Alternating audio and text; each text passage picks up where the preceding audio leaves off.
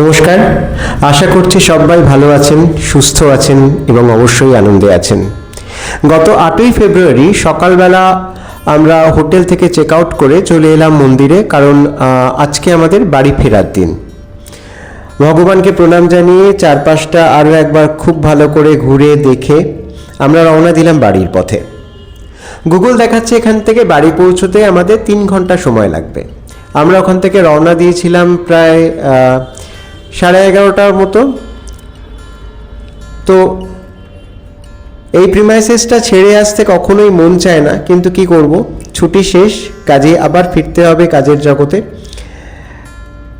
বাড়িটাও একলা পড়ে আছে, আমার গাছগুলো একলা পড়ে আছে, তাই মন খারাপকে সঙ্গী করেই ফিরে চললাম বাড়ির পথে।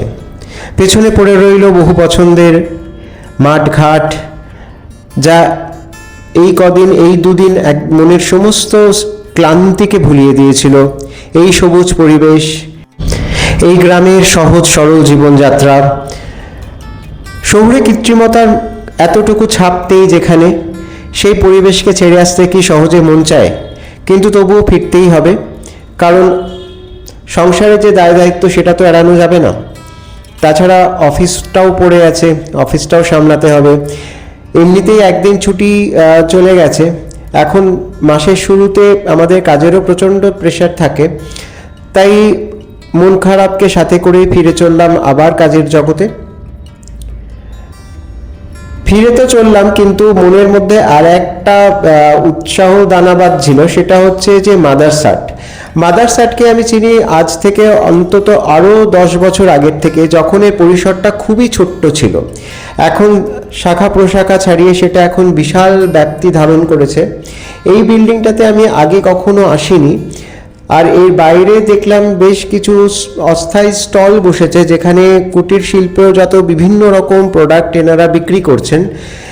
তবে অধিকাংশই যারা বিক্রেতা রয়েছেন তারা অধিকাংশই কিন্তু অবশ্যই মহিলা। প্রথমে এটা ছিল মহিলা পরিচালিত একটি রেস্তোরাঁ বা ফুড জয়েন্ট বা ধাবা, আপনি যাই বলুন না কেন, কিন্তু পরে ধীরে ধীরে এখানে যেহেতু এদের কাজের ব্যাপ্তিটা আরও অনেক বেড়ে গেছে, আগে যেখানটাতে খাওয়া দাওয়া হতো সেইখানটা দেখলাম এরা বিয়েবাড়ি বা অন্যান্য ইভেন্ট হিসেবে এরা ভাড়া দেন। আর এই যে জায়গাটা এটা নতুন করা হয়েছে, এখানে আগে আমি কখনো ঢুকিনি। এখানে 800 লোক একসঙ্গে খেতে বসতে পারে। আর সোশ্যাল মিডিয়ার দৌলতে তো এটা এখন রীতিমতো একটা সেলিব্রিটি ফুড জয়েন্ট। দেখতেই পেলেন একজন ব্লগার ড্রোন উড়িয়ে এখানকার ভেতরকার অন্দরমহলের বিভিন্ন খুঁটিনাটি রেকর্ড করছেন।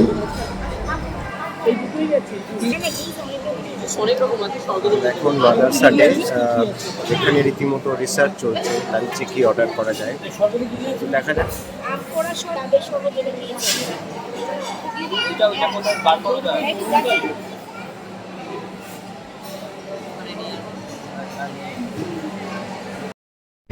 শুনতে পেলেন যে এনাদের যে মেনু কার্ড সেটা অনলাইনেই চলে আসে, অর্থাৎ স্ক্যান করে, কিউআর কোড স্ক্যান করে আপনার ফোনে আপনি এটাকে ডাউনলোড করে নিতে পারবেন।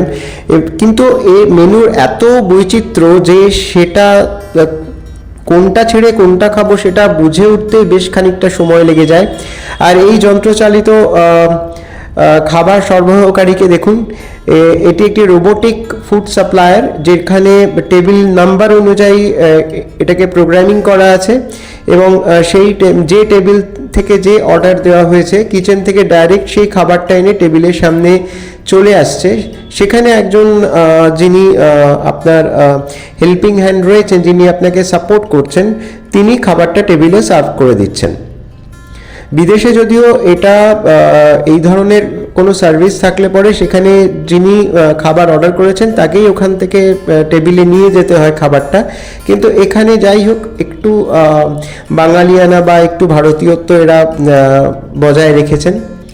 আমরা স্টার্টারে কি অর্ডার করব করতে করতে এত জিনিস অর্ডার করেছিলাম যে স্টার্টার খেতে খেতে মেইন কোর্সে যাওয়ার আর কোনো উৎসাহ আমরা হারিয়ে ফেলেছিলাম। আমরা স্টার্টার হিসেবে অর্ডার করেছিলাম চিকেনের একটা ভাপা আইটেম, যেটা আগে কখনো খাইনি। এনারা বললেন যে চিকেন পটলি রোস্ট, সঙ্গে ছিল একটা অদ্ভুত ধরনের বেগুন ভাজা। বেগুনটাকে কিউব করে করে কেটে সেটাকে কর্নফ্লাওয়ারের স্যালারিতে ডুবিয়ে ডিপ ফ্রাই করে দিয়েছেন। খেতে একটা অদ্ভুত অন্যরকম লাগছিল। সঙ্গে ছিল কিছু কাবাব।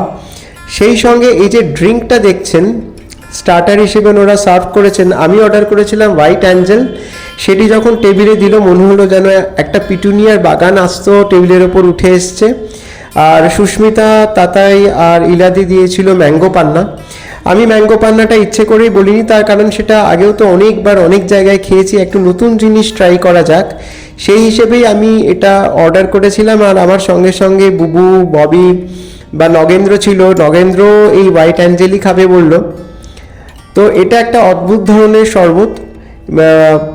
মেইনলি এটা একটা সোডা বেসড ড্রিঙ্ক, যার মধ্যে ডাবের জল থেকে শুরু করে আরও অন্যান্য কিছু সিরাপ মেশানো রয়েছে। সঙ্গে গন্ধরাজ লেবুর ফ্লেভারও ছিল। খেতে ভীষণ সুন্দর লাগছিল। আর সবচেয়ে বড় কথা, এরা যেভাবে জিনিসটাকে প্রেজেন্ট করলেন সেটা দেখে একদম চোখ জুড়িয়ে গেল। আর এনাদের যারা হেল্পিং হ্যান্ড রয়েছেন তারা সত্যি মানে কি বলবো, মানে ভালো বললেও তাদের কম বলা হয়। এত অমায়িক আর এত নির্ভেজাল মানে ভদ্রলোক বা ভদ্রমহিলা, সেটা মানে কোনো বিশেষণই এদের কাছে ঠিক উপযুক্ত নয়। তবে এইবারে আমাদের সব মানে প্রধান আকর্ষণই ছিল এই রোবোটাইজড ফুড সাপ্লায়ারটা। যাই হোক, অনেক তৃপ্তির সঙ্গে খাওয়া দাওয়া শেষ করে আমরা আবার বেরিয়ে পড়লাম বাড়ির উদ্দেশ্যে। ফিরতে হবে আরও অনেকটা রাস্তা, যাওয়া যাক। আমাদের এই প্রেজেন্টেশনটা যদি আপনাদের ভালো লেগে থাকে তাহলে আশা করব যে চ্যানেলটি সাবস্ক্রাইব করে আমাদের পাশে থাকবেন, আমাদেরও জীবন পঞ্জির সঙ্গী হবেন আপনারা। নমস্কার, সবাই ভালো থাকবেন, আবার দেখা হবে।